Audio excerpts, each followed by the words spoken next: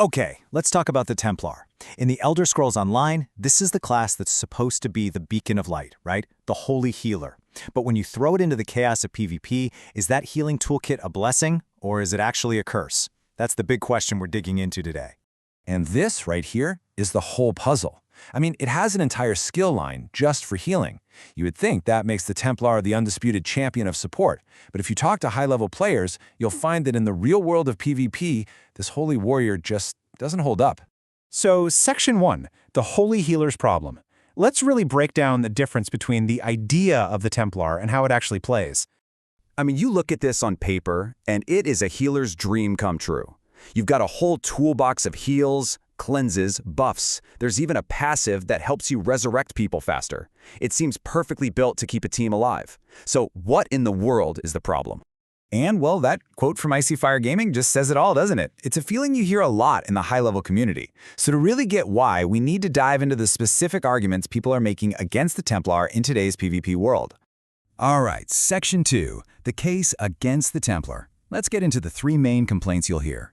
The whole argument against the Templar really comes down to these three things. First, it can't keep up with the fight. Second, its skills feel clunky and slow for modern combat. And third, its passives just get outclassed by what other classes bring to the table.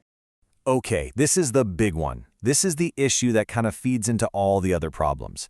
Templar healing skills make you stand still in a game mode that is all about moving all the time.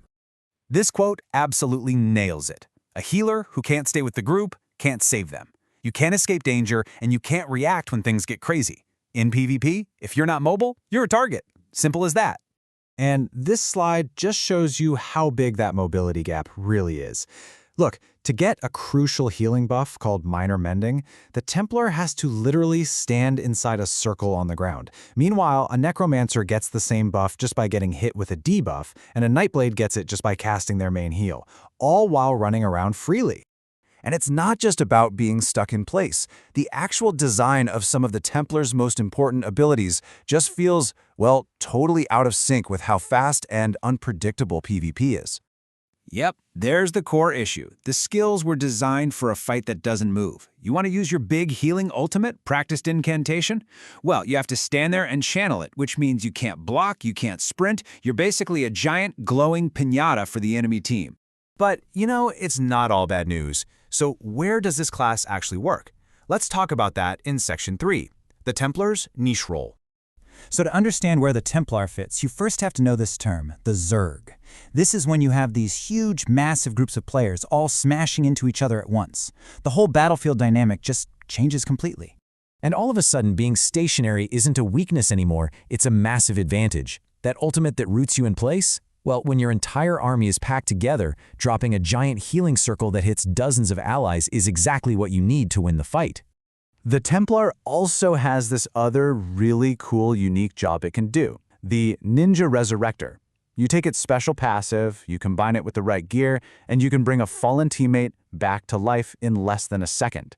In those huge Zerg fights where people are dropping constantly, that is an absolute game changer. So we've seen where the Templar stumbles and where it can actually thrive. It kind of makes you wonder, what makes a PvP healer great in the first place, regardless of class? That brings us to Section 4, Anatomy of a Top Healer. The best of the best PvP healers, they really excel in these four areas. They've got to have mobility to keep up, like a sorcerer's streak. They need big AoE heals to save the group from getting wiped out, like a warden. They need group utility to control the fight. And, of course, survivability to stay alive themselves, like a Nightblade's cloak. When you stack a Templar up against this list, you really see why it's so situational. And this need for options is even baked into the stats. If you want steady, consistent healing over time, you build for healing done. But if you need those huge, clutch emergency heals, you build for crit chance. The best healers have kits that let them do both really well. And that's a flexibility the Templar sometimes struggles with. Okay, so we've heard the arguments for and against. We've looked at what the top players think and what the data shows. It's time to finally put it all together and get to the bottom line. Can a Templar actually work in PvP? So the honest answer is yes, but. And it's a big but. It's extremely conditional. The Templar healer can be fantastic in those massive Zerg battles where its stationary power becomes a huge asset. But in the fast, mobile, small group fights that make up most competitive PvP, it's just outclassed by other classes that are way better suited for that job. And here's what you should really take away from all this. The meta is never permanent. It's always changing. So yeah, while the Templar struggles in today's mobile-focused game, who knows? A future update, a change in how people play, could suddenly make its unique strengths the most important thing on the battlefield. And that's our explainer for today.